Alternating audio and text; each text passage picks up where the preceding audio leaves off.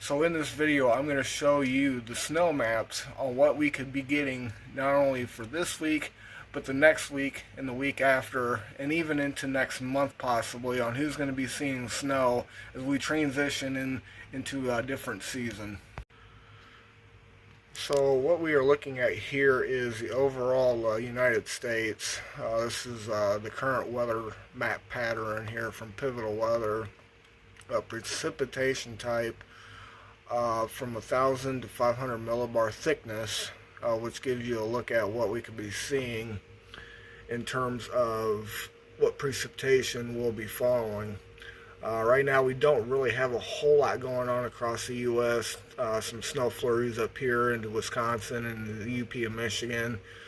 We do have some thunderstorms here down in the Texas Panhandle all the way down to New Mexico and parts of Arizona. Some storms down here in Kentucky and parts of Tennessee.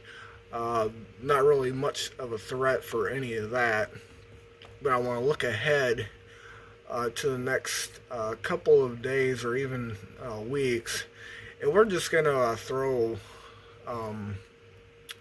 a day on here. This puts us to Friday on the 21st. We don't really see much across the U.S.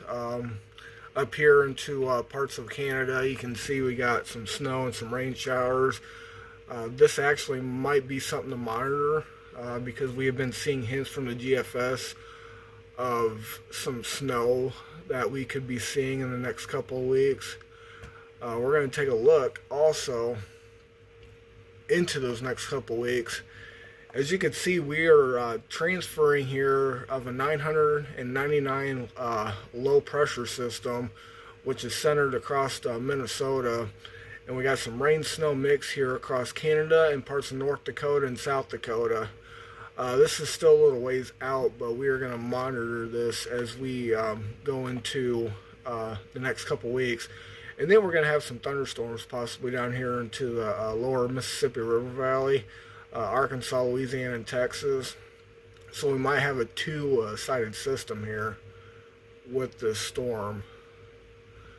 And then we're going to continue to move through. We're just going to do some browsing here and see what we can find in terms of what systems we could be looking at. Like I said, we do have this 980 millibar low centered over northeast Colorado. It could strengthen. You can see these isobars. That's where the maximum wind field is going to be the greatest, especially the tighter those isobars become, especially from North Dakota, South Dakota, and even into Wyoming and Nebraska.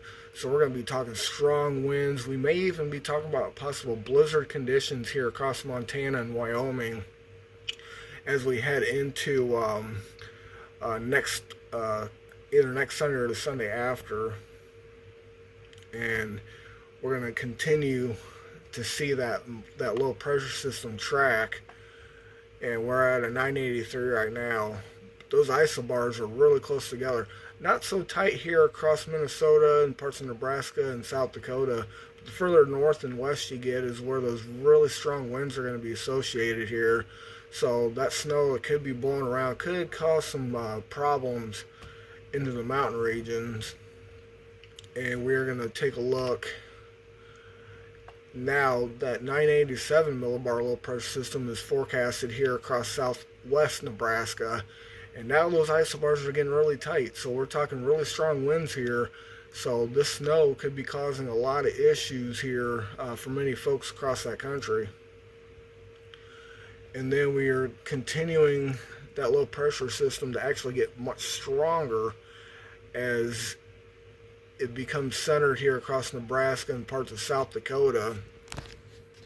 And we could be seeing, once again, still got snow here. Now it's starting to meander into western South Dakota, Rapid City, the Black Hills, Wyoming, Montana, North Dakota.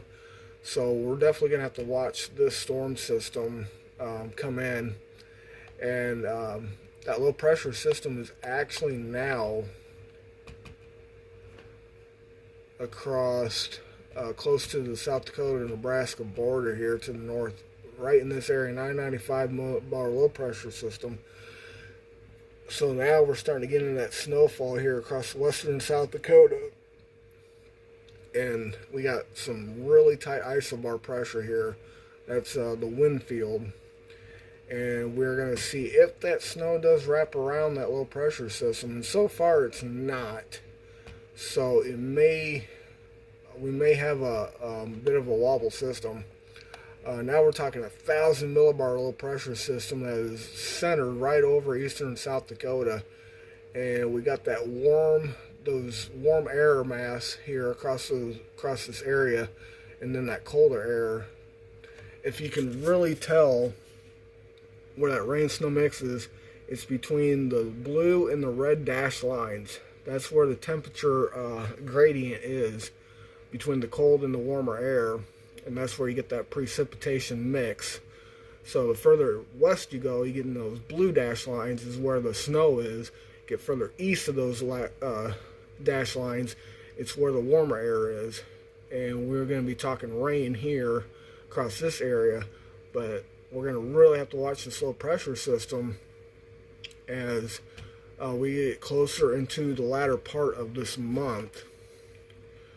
And now we're going to have that 1,000 low pressure system here across western Minnesota.